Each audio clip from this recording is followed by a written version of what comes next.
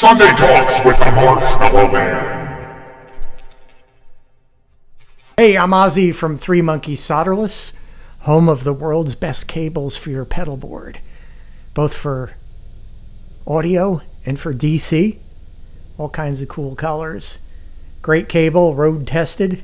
Check us out below at threemonkeyssolderless.com. We got a sale going on. So welcome back to Sundays with the Marshmallow Man, where we're going to be talking about amplifiers and the physics of sound and recording and all kinds of good stuff, right? So we always answer questions and get this discussion going from the comment section and then kind of expand out upon it.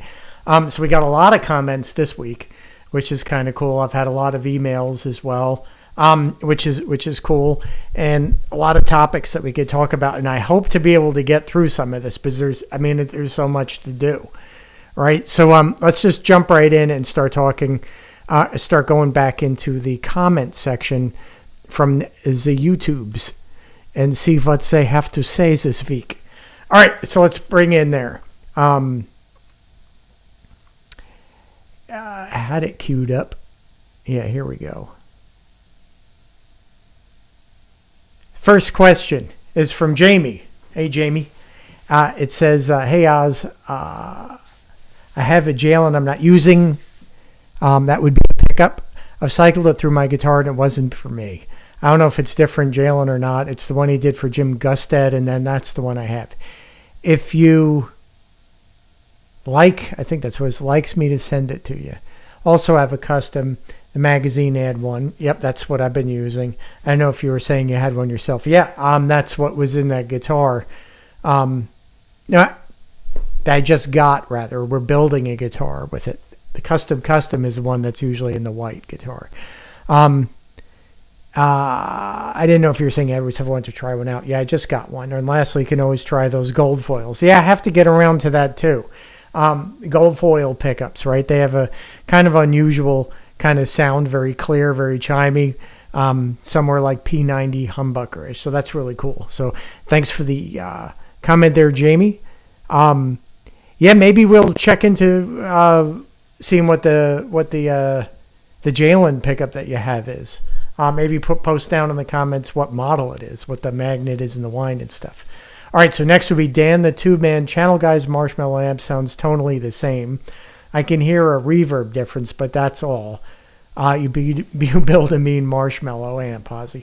Well, thanks, Dan. I appreciate it. That's the marshmallow. And he's referring to last week I'd put a clip up that was sent to me by one of the guys that I built a marshmallow for, and he was left and right from the two sides, one being Ed's original track from the first album for Feel Your Love and one being his version recorded with the marshmallow, and they were very, very scarily close. Yeah, I was talking to him. I was like, I don't know where else to go. Maybe that's it. So yeah, thanks for that, Dan. And there's another one from Dan here at Ed on Letterman. They have a band with a real drummer, but that's not distorted crank Marshall Plexi Loud. TV is notorious for making bands play at low levels. I agree that was not Van Halen 1.7, just good Marshall amp. Absolutely, Dan. I love the sound of that amp on the Letterman. It definitely sounds really cool. I think that's very close to what he was using around that time. Live was obviously could have been that amp. Yeah, it can get. They do have a real drummer there for sure. So yeah, I don't think it was that loud, but we'll see. I can't imagine them playing that loud in that small room. All right, Che Guitarra. What's up, Che? This is a comment about a reply that I made regarding that boost pedal, the FET boost pedal. It said, yes, I was asking about the circuit inside the pedal enclosure referring to as the Dumble circuit. Yeah, it's just the simple FET Dumble circuit that you would find basically, anywhere pretty much at this point on the net. I think the Dumble thing has sort of been dissected 5 ways a Sunday, and every last mouse turd that was on a transformer in his shop has been identified, DNA profiled, and linked to the species and family of mouse that left said turd on said transformer. So yeah, you can find that out there. So yes, Che. John Marshall, 3903. Great job, Ossie. That's close as it gets. I appreciate that. And a lot of that, too, goes to the guy that recorded it. He's got some good hands, good sounding guitar. It's got a good timing. You know, if you play like Ed, you got a better chance of sounding like him. Right? So I'm doomed. One more from Dan. The best sound I ever got was clipping Marshall stack and clipping Marshall with effects stack. Wet, dry was the best sound I could get. The line-in is definitely in that Van Halen 1 mix. You were dialing that right in. Yeah, I think there's something for sure, and we're going to talk. That's going to be one of the topics for today, is sort of the top end and EQ, frequency range, speakers, mics, things like that, and a basic, 30,000 foot overview of this sort of like phenomenon, and why, we have difficulty agreeing upon things, and maybe not everybody has the same experiences, right? We're going to look into that. So yeah, I agree with Dan right there. Then we've got Tim Zwicka. Hey, Ossie, thank you for the detailed info and conjecture on that legendary tone. I just wanted to remind you that Ed was on Letterman in May of the same year when the show aired for 1 week from the NBC Burbank studios. On that night, not only had the original head, but also one of the Bearwood cabinets from the old days. Interesting. You can imagine how easy it would have been for him to bring that good stuff to the studio. It was just down the hill from his house. And I think that his tone on that night had all the bite and aggressives that we associated with his Roth era recordings. Maybe not Van Halen 1 tone exactly, but way beyond the stock plexi. For sure, it was way beyond, right? The studio doesn't look much larger than the New York studio. And in terms of volume, it's worth noting that old man Johnny Carson was listening from the couch and didn't seem bothered. Old man Carson. That would have been Letterman. Letterman was pissed about not replacing Carson. Were they out in Burbank? Well, if they were out in Burbank, I'm guessing, I don't know if that studio is any bigger than the New York original Letterman studio. I mean, it sort of almost has to be, because that original Letterman studio was basically like a closet. I mean, it was ridiculous how small it was. When he later moved into the Ed Sullivan, you had a full, a big stage, big a big theater that you could air out and get a little louder. But yeah, I think in general, TV and most front of house guys, they don't like a loud bunch of stuff going on stage. They really don't. It's too hard to mix in a live situation. You want everything low so there's not a lot of mic bleed. So yeah. And we've got Craig Cornell. Holy smokes, Ossie, that clip at the beginning is nuts on. I kind of agree. And all credit to my friend who recorded that with the marshmallow. Sounded pretty good. And also adding that DI gets you even closer. Unbelievably good. I kind of agree with that. And there'll be next week, I'm going to add in a clip again from the same guy, but he added some DI in there as well. So that sounded to me, that was getting to be like really dumb, right? So thanks for that comment. Absolutely. And then we've got BMF 5150, who's Stan, right? So we got Stan Mucha and Stan as BMF 5150. Mark Abraham, I'm saying, played with a Mickey Thomas Starship. Okay, yeah, because I was thinking it was Hart. I have no idea why I was thinking Hart. Then VH Holic says, or V Holic says, stay Stan V Holic here. Wow, it's been a long time. The Plexi Palace stays feels like a lifetime ago. That's interesting. Cool. Brad Rocker. Hey, Brad, love your obsession with this stuff. Well, that's good because some people probably not so much. But that's okay. And we've got Tanner Jordan. Hey, Tanner. I really wish you're onto something with the DI output theory. Maybe there's a substitution of a word in there. I've been very against the JBL theory for a while. Nobody can make it sound right. I find the DI out from the head, although it needs EQ for sure, which Landy most definitely did. I agree. Sounds way better than in any JBL test I've heard. I mean, that's definitely a possibility, that the JBL wasn't in there. There's also a possibility that the JBL, Celestion, and DI are 3 components that made up the direct sort of like sound, as well as the overhead mics. And then you've got the mics inside of the reverb chamber, right? Which were attached to what looked like probably some kind of Altec, probably 3-way system, right? Full range system. So you have multiple, sources here, right? That are being combined into one final source, which we attribute as being his sound, right? And we're going to talk about how that, there's some confusion, I think, out there, not for everybody, but I think some people, depends upon your experience with things, right? I think a lot of people assumed that the sound, oh, listen to that. That's the National Guard. I'm close to where the National Guard has their air base here, very close.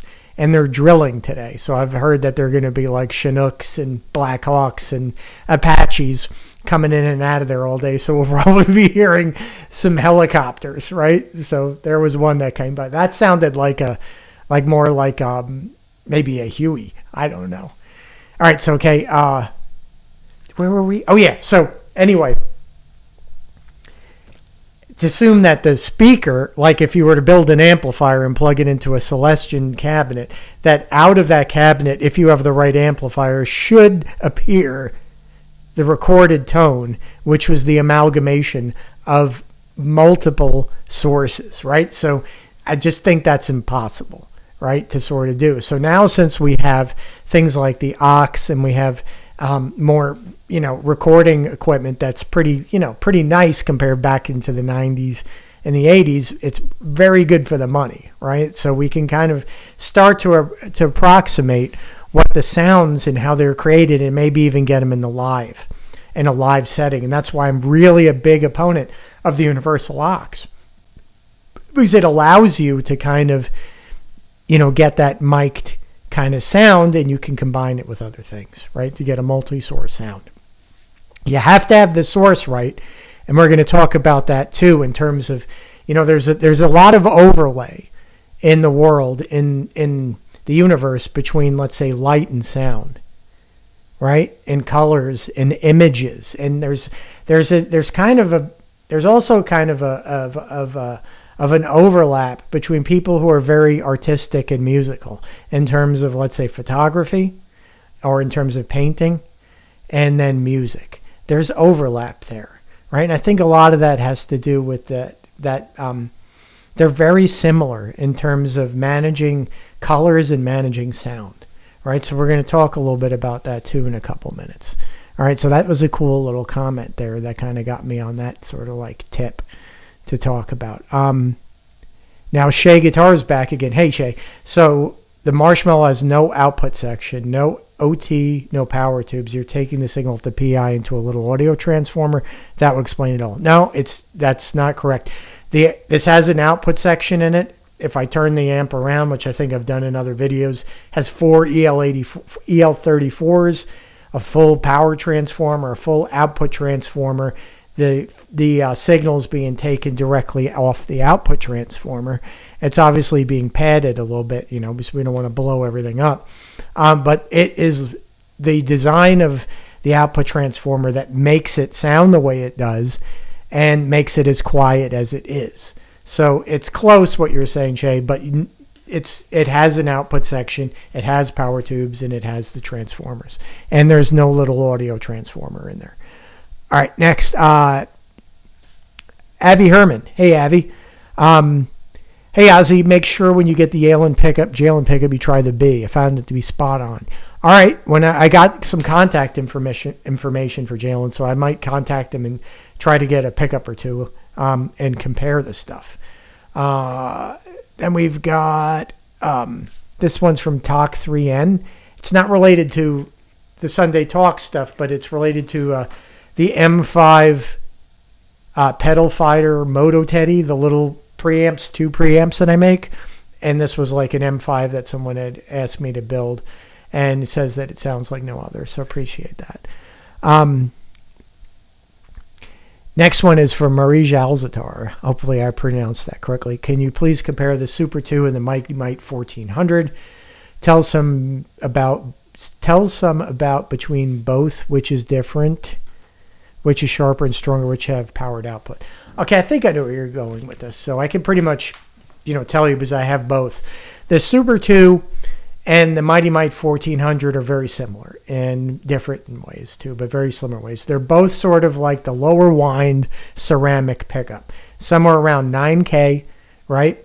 Both the Super 2, which is a DiMarzio, which is the brighter Super Distortion, and the Mighty Mite 1400, which is the brighter Mighty Mite. I could tell you that the Mighty Mite is louder, puts out more voltage, at least the ones that I have do.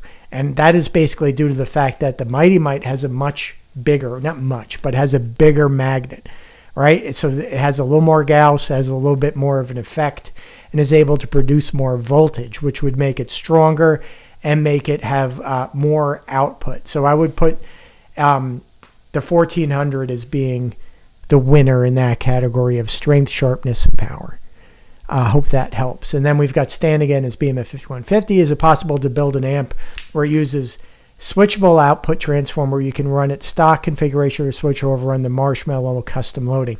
Well, theoretically you could, but in practicality, I don't know whether it would be a good idea, mainly because the bias points for the power tubes would be so different that to put it on a switch, I just think that the way that you get the sound that I'm looking for from this as well requires that the tubes be biased right at a particular point, right? And that has to do a lot with compression, right? That they're not too compressed, but not under compressed. And that bias point has a lot to do with it.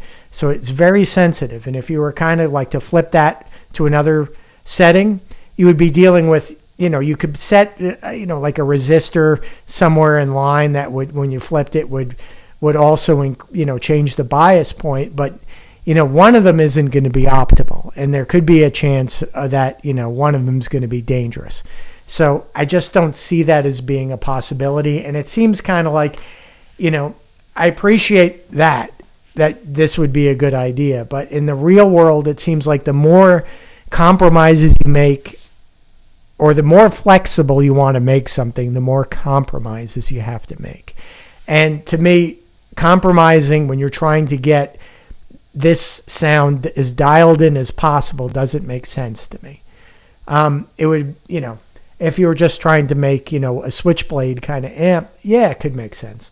But when you're really trying to dial something in, it's not built for any other purpose than for what we're doing here, right? So that's why, like, if I'm to sell this to somebody, if I'm to build one of these, I kind of want to make sure 1,000% that they know what they're getting into, right? That this is not a normal plexi, right? That they're a lot of times people have a preconceived notion of what it should be, and then if it doesn't fit that mode, it's kind of like something's wrong, right? So if they were to plug this in and it's like, all right, my amp is taking too long to warm up, I'd be like, well, that's because it's low voltage and you got to wait for it to kind of come up and heat up. And it's like, it's not loud enough. Something must be wrong. Well, it's just not going to be loud. It's just the way it is. And if someone's looking for, a Van Halen plexi, they may assume it's going to be bone shattering loud. And when it isn't, they may or may not understand the rest of the recipe and not really, be on the same page, so to speak. And it's also kind of like they may not understand how to set it up. And then it could get into a position where it gets overheated or it's not hot enough. So if someone wants one of these, I kind of want to go through exactly like the care and feeding and the particulars of how to set everything up so that it works correctly, right? So that switch, I think, would just add too many complications to it. So probably not going to happen. But thanks, Stan. It was a good idea. All right, so let's go on. We're going to move out of there, and let's go on to some of these topics that we were just sort of beginning, that were inspired by the comment section and other things. So, all right, let's just start with the JBL thing. Okay, so let's say brightness, right? So the JBL is sort of identified with the brightness, with this very big top end or very high top end, right? Extended frequency range, right? So where would those frequencies come from? You know, because in the sound examples we have, we could see that these speakers they're really not capable necessarily, right? They're not capable of producing the frequencies that we hear on those records, right? They just simply aren't. So the DI would sort of be a solution for how to get more high frequencies by bypassing the speaker and going directly into the recording console with the full bandwidth, right? Which extends way out beyond human hearing. And then add that in to get the frequency range. So yeah. Another thing would be like when people say, oh, that track I hear more high end. Like there's this, ain't talking about, or rather Running with the Devil tracks, right? One's listed as Celestion and one's represented as the JBL, right? And it may be that, but it's also mic placement. Now, mic placement is extremely important and profound when it comes to all things like tone-wise. And I think we're just going to do a little bit of a mic placement thing here real quick, right? So I have, I'm going to tilt this down a little bit more. So I have a Celestion right here in a Teele cab, right?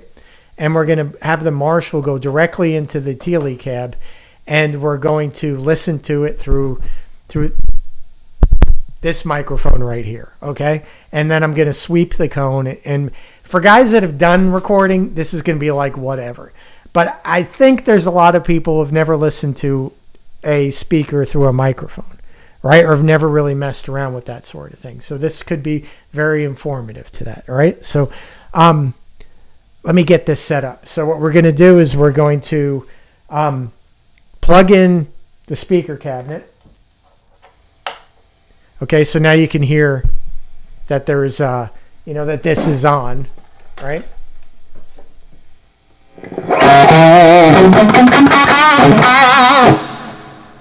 Oh, there's still the direct signal from the aux. Let me get rid of that. Okay. So we've unplugged the direct line out from the back of the amplifier. So now we're just going to have this guy, the speaker on. All right, now I'm going to sweep the cone. But even as quiet as this thing is, right? It's what I would call comfortably loud. It's a little louder than my voice is if I were to get it, a little bit more volume out of me. But not much. But I still think it's too loud for what we want to do.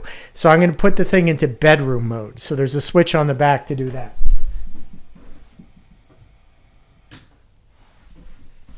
Okay, so now we're in bedroom mode. And now we can probably put the mic close to and start sweeping it without it sounding too bad. Okay, so I'm going to remove this microphone carefully.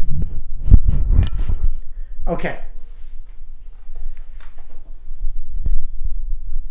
Now let's see what we get.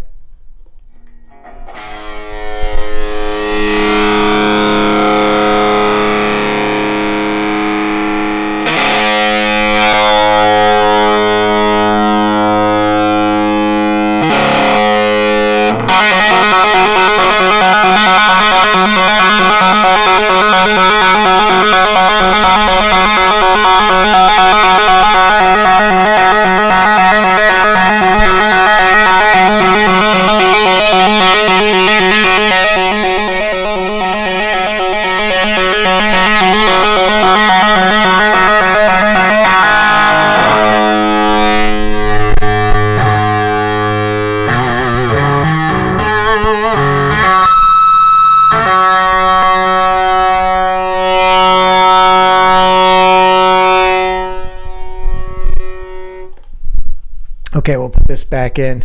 So I think you can see how drastically the sound changes due to mic placement, right? So you could say that this could be the JBL, that this could be JBL, right?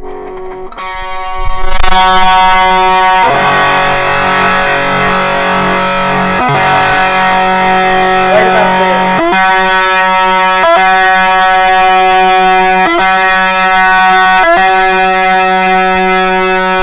you could start to hear that. I don't know, it's probably around like 5K buzz that you would hear like in a JBL. So, that could be the JBL. This could be the Celestial.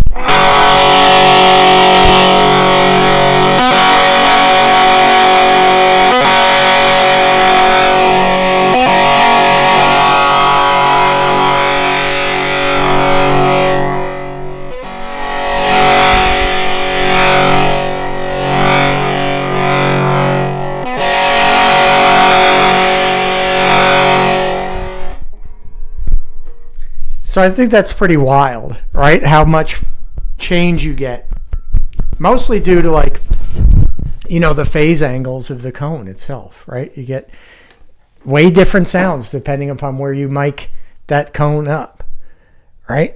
So it's very difficult to know, just be like, oh, that's definitely this. Maybe. Very difficult to tell. All right, so now let me get a hit off the. Well, this is actually today. We've got orange drink. The Pank drink, it ran out, so we got the orange drink. All right, so now let's say you wanted to get a sound a little bit changed, right? If you wanted to take that sound and sculpt it and be like, well, I can make it sound this way, that way, the other way. Can you do that? Now, the thing that is interesting, right, is that a sound in itself is like a photograph. All right, it is the relationship between data points that create the image, right? So if you were to take a picture, right, of something, all those little dots, right, that make up the picture, their placement as well as their relative change in brightness as well as in tint, that differential creates the picture that we see, right? So this would be interesting, right? So for a quick second, let's get out of here and let's go right into just like the desktop and take a look at something for a second. Okay, so I'm going to disappear and then we'll be back. Okay, so here we are in the studio looking at the band. And let's just zoom in. And we're going to be discussing the sort of like the similarities between image and tone. Okay? So here we have Eddie's face, right? Now let's keep zooming in on Eddie's face, right? So each one of these dots, right? The differences, right, between the light and the dark, how bright each dot is and what hue it is, right? What color it is. The differential and how they relate to one another, as in where they are located on this grid. That is what creates the image of Eddie's face, right? Now, similarly, if we go into, let's say, GarageBand here, and we load up, let's load up a channel EQ here, right? Now, we've got a analyzer going, as you can see right over here. Now these, let me see if I could just make one noise, and then you can see that it's the relationship between these points that make up my voice.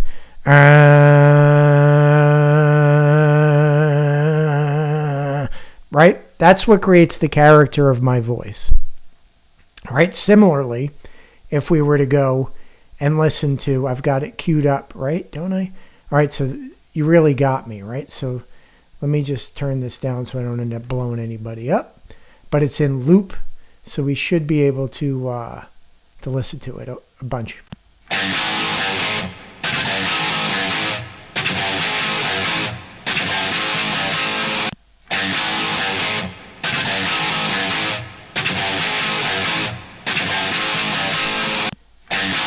Okay, so now you can see the over 5K it kind of comes down. right? But in any case, it's the relationship between all of these points that create eddy sound. Okay? Now, that is just like the image that we have here of eddy, right? It's the relationship between all these points that are the pixels, so to speak. Now, if I wanted to, let's say people are like, I'm going to get eddy sound through just using an EQ. Well, an EQ is going to make things brighter, darker. You can sometimes put some notches in there, but it's just the same as basically going, all right, I'm going to make it brighter. Well, we did that, right? It's still the same photograph, right? It doesn't change the relationship between those dots, right? So let's zoom in again and get onto Ed here, right? Ed's face. Zoom in.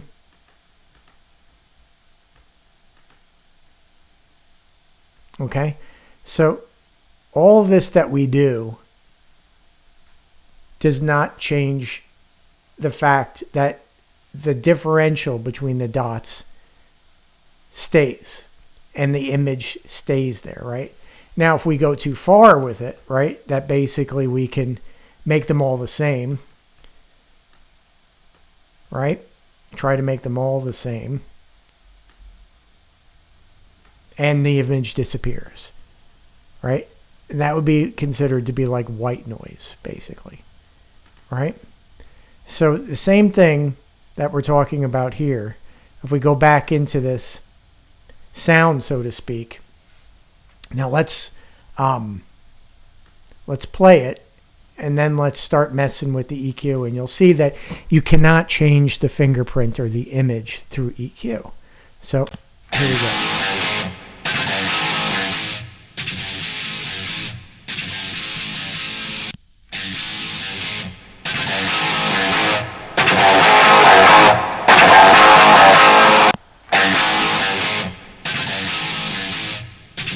As you can see,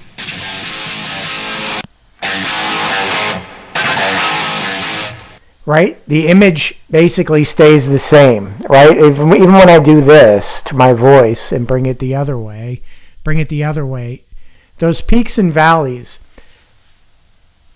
although they get higher and lower in relative gain, their relationship to one another stays the same. And that's what makes my voice sound like my voice.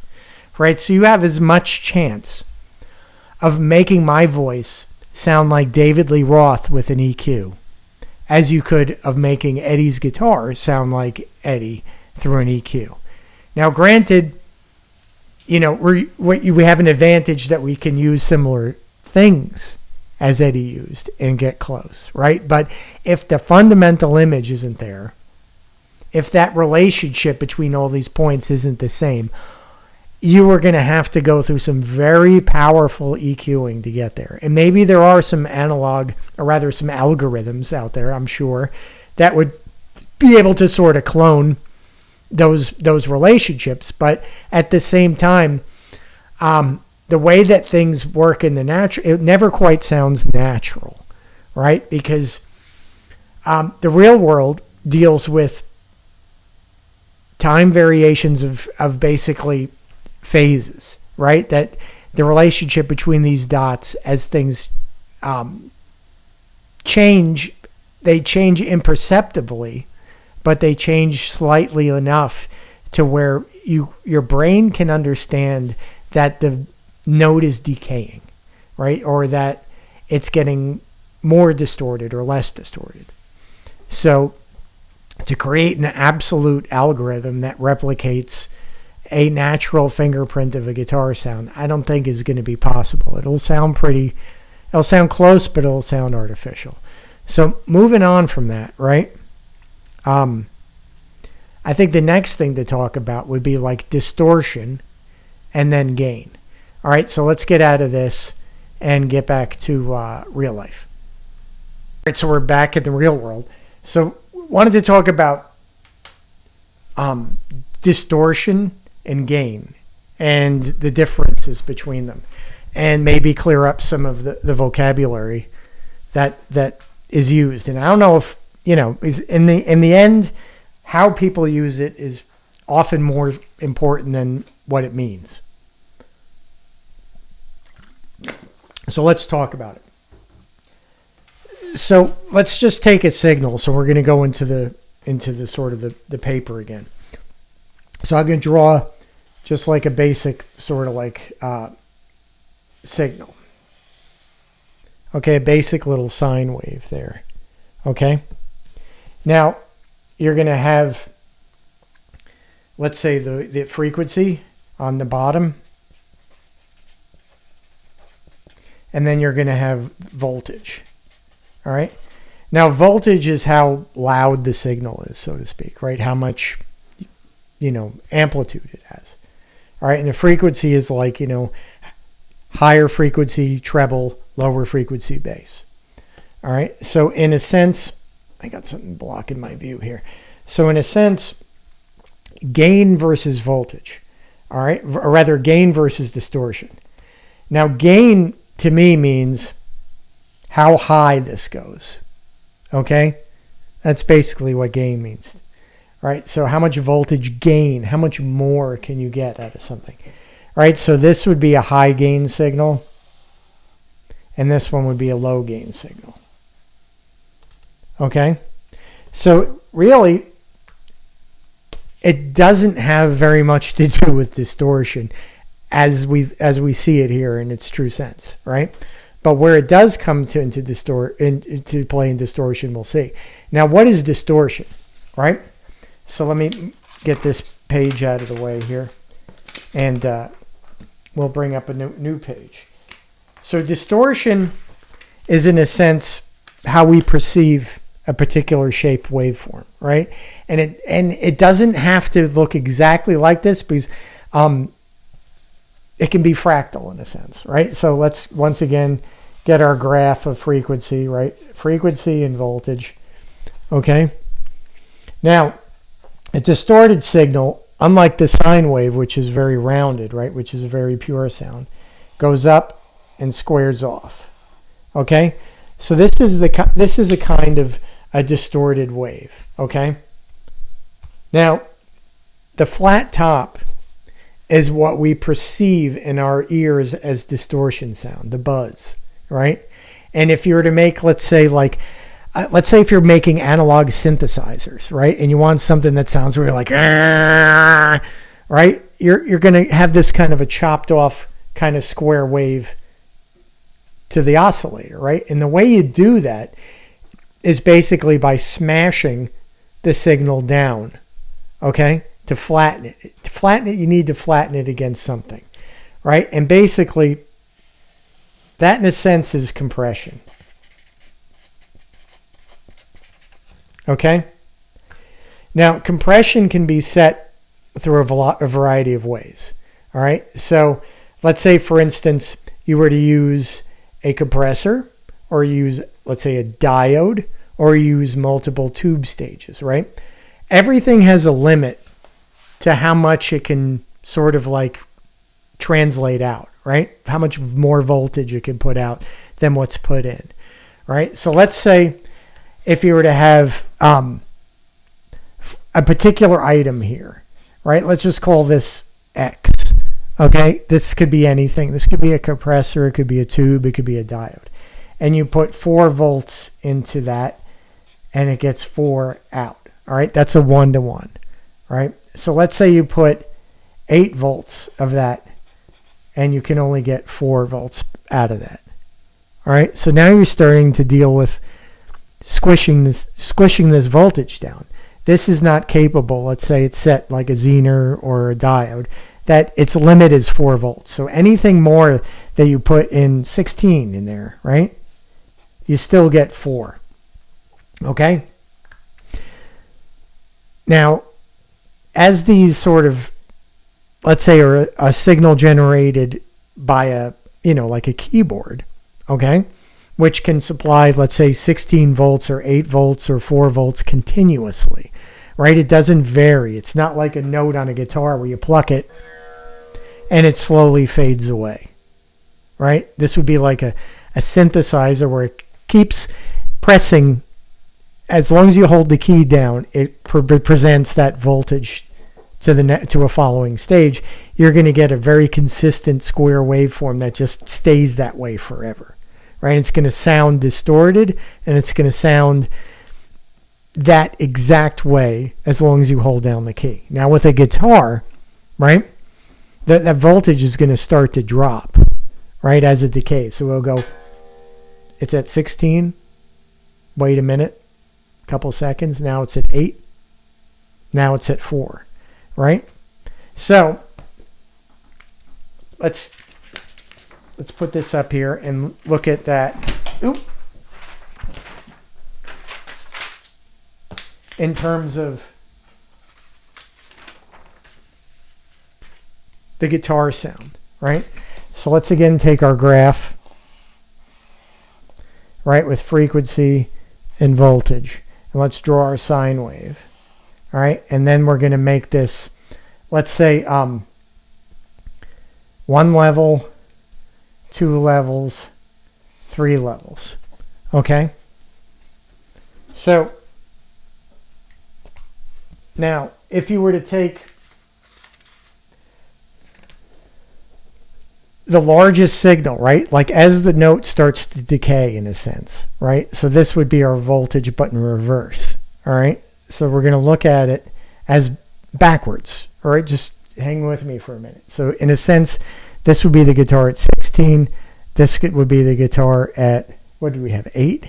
And this would be at 4, all right? So as you pluck the note, it's at 16, right? And it starts to clip the wave here, very much so. But as it decays, you can see there's a little less clipping. Oh, I had that wrong. So first is at its most high voltage, right? It appears to clip the most. As it decays, as in half the voltage going out of the guitar now, you see it starts to get less distorted. And as it gets down to its lowest level, where it drops below the level of compression, you again hear the clean guitar sound. So that's why a guitar will clean up in a tube amp or in a lot of different situations. As it decays, it gets cleaner. And as you hit it harder, it gets distorted. And that's considered dynamics, right? Now, distortion versus gain. Why do some amps sound right for this Van Halen sound and other ones don't sound right? Right, for Van Halen 1. Okay? Now, if you're to have multiple stages of gain, let's say like a diesel amp or a Soldano or something like that, although at some point it sounds right, right? Because it has a lot of distortion through multiple stages of gain, right? So you're going to have, let's say, 1 stage, 2 stage, 3 stage, 4 stage, 5 stages for like an SLO. And then you'll have a super lead, right, which would just be 1 and 2. All right, so the amplification factor of each stage is going to raise,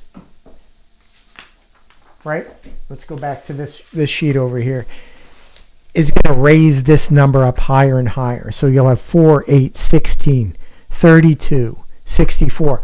Only it goes in exponential with tubes, right? It goes by orders of magnitude for each stage, right? But this will work, right? So let's say in an SLO, you're going to have, let's say 32, 64, okay? Now, it's going to take all this time now for it to get back to being a clean note again, right? So the dynamics of the amp for an amplifier like this are what I would consider to be not dynamic, right? As in it spends a lot of time in an area where it's basically leveled off and compressed, right? So let's look at this sheet again, right? So if we were going down another 2, right? Basically, there's not much difference, right? Between the time variation in a 5-stage amp, right? Between halfway and, full on, right? But if it's in a 3-stage amp, it starts to clean up quicker, right? So it presents a more dynamic signal. So I think that's one of the reasons why a 3-stage amp sounds better for Van Halen one than a multiple stage amp. The dynamics of it, in a sense, are different, right? So once again, I think we were going to talk about just like gain versus compression, gain versus distortion, right? So distortion, again, is the effect of the cutoff, right? The cutoff waveform, and gain is how much voltage, right?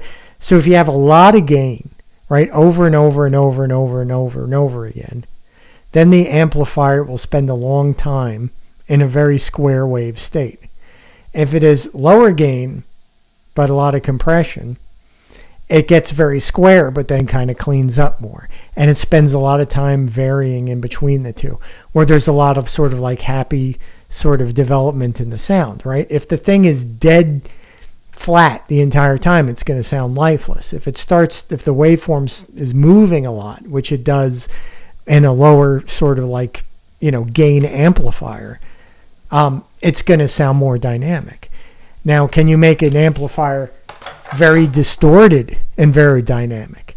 Absolutely, right? You can put a level of clipping or distortion on it through a clipping that would make one stage very distorted, and then just went below, let's say, like 4 volts, right? It would all of a sudden change over to clean again, right? So that would be the transitions phase, where it goes from what's called linear to nonlinear. And it would be very abrupt. It would sound kind of different, right? It would sound very kind of splatty even, right? So we're going to have to talk a lot more about gain versus compression, because there's more than I can describe in like hours here about the difference between the two, right? So now you can also talk about compression and in the studio, creating something that is, an effect that you would want to look at, right? So let's go back to this chart real quick, right? And show you what a sort of compressor would do. All right, so let's say that this is your compressor. All right, so this is the line, right? The bottom of the page is the line, the threshold by which no signal greater than that can pass. So as we start to put this, let me mark it up for a second here, because we sort of need this to look a certain way for it to make sense. So I'm just going to mark up the bottom of the page here, just so we can see that better. Okay. I wish I had a better way of explaining this right here, right now, but we'll have to do with what we got. All right, so this black line at the bottom of the paper represents the ceiling of the compressor, right? How you set it. Minus 32, minus 14, minus 6, whatever you're going to set it at. As you start to drop the threshold, right, start to make it compress more, it's going to flatten out the wave. See how it's doing that? Sine wave getting flatter and square, flatter and square, flatter and square, right? Now, the way you set the compressor can also make it do it quickly and then come back, right? So you could have it bouncing, right? So it gets from squared out to normal sounding again. Or you could just slam it where it stays there the whole time. And that would make a voice or a guitar, any signal that you present to it, sound distorted, just through overly compressing it in a sense, right? Because it would square the waveform off. Now let's talk about compression as it relates to the fingerprint, okay? Now, can you change the fingerprint with compression? You kind of can, right? So let's just say, let's make some, this is once again, we're going to do a different kind of graph. All right. We're going to do one that's a little bit different. All right. So once again, this is going to be your voltage and this is going to be your frequency here, except we're going to make these more like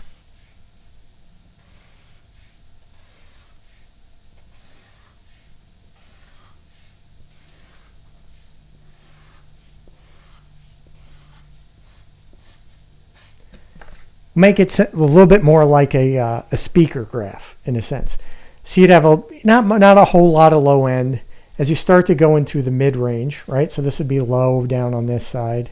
These would be your mids, and these would be your highs. Okay?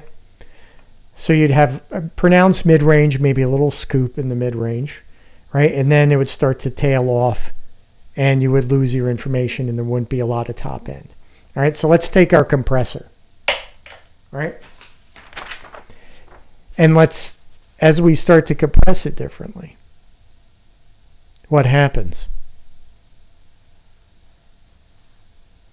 Right, it's starting to flatten, right? It's starting to flatten the frequencies, okay? So you're losing the relationship in some ways between the two frequencies, right?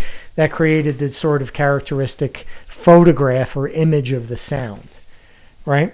So you would come down again, okay? So now let's say you wanted to get more top end through compression. Well, you could almost compress the crap out of it, right? Or compress it a bit and then raise the level of everything else back up again, right? Which will tend to make the highs louder relative to where they were before, right? So you can see how you can make the compression work in different ways. You can also do band compression, right? Which mean only compress certain frequencies, right? So that you could make the thing a lot brighter. So let's say we take a bandpass filter and we only present the compressor with low and mid range. Okay, so we're gonna basically put this compressor here, and as it starts to come down, what are we left with? A lot of high end, right? And we can dial in more low end by relieving the compression. We can change the tone of it by moving the center frequency of the compression band either to high or low and create emphasis. Now you also have things that are like special compressors that are multi-band compressors, right? That allow you to notch out different frequencies and take them down, right? But this is a lot what is done in the mastering process, right? To make things sound smooth and even. So you can remove a lot of unwanted harshness by sort of taking certain bands and compressing them more than others. So you can see that you can manipulate the sound through compression, in my opinion, much more than you can, do it with EQ. So that's why you also get differences in the way a distorted guitar sounds versus the way a clean guitar sounds in terms of its relative brightness to darkness. You'll find that, highly distorted signals, they don't sound as full, right? You ever hear that? Like it starts to sound like cardboard, or it's boxy sounding, right? That's basically because you've removed a lot of the low end and you've sort of like left nothing much but mid-range, right? It gets to be a lot of mid-range in there. So yeah, there's something to be said for that. So when we talk about gain and compression and distortion, the three are related, but they're not really the same thing, right? So when someone says, does your amp have a lot of gain? I don't know how to answer it because I'm not sure what they're referring to, what their reference point is for gain. Like, is it related to just being really distorted, like a big muff, right? Which has not a lot of gain, but a lot of distortion. Or is it, is it just clipping? Or is it that they want something that is like a Soldano, that it has a lot of stages that amplify the signal, the voltage level up to a point where it can remain above the threshold of clipping for a longer period of time. I guess that's what I was trying to say. It all came down to that, right? How long can your amplifier stay above the threshold of clipping versus below it, right? And how long does it take to transient between that threshold of clipping? And how long does it stay in that sort of area between the two? And how does it transition? Those are the most important things, I think, when it comes to that. And I think that's why, adding gain stages to an amplifier does not make it sound like Eddie's amp on the first album, right? So, okay, I think that's probably, not everything we wanted to talk about on my list here that I've got, but close to everything we wanted to talk about. I know it's kind of confusing, but we'll keep talking about it and trying to get it a little more dialed in and a little clearer, but this is a very broad overview. We'll try to drill down on each one of these topics individually as time goes on and take out any clarification. So if there's a little confusion right now, don't sweat it. We'll really clear that up soon. But I just wanted to give like a basic overview of how, the sonic fingerprints are and how durable they are, right? In terms of being resistant to manipulation and what tools you can use to manipulate those sounds and what have been used. So I think that'll be good for today. So again, thanks for watching.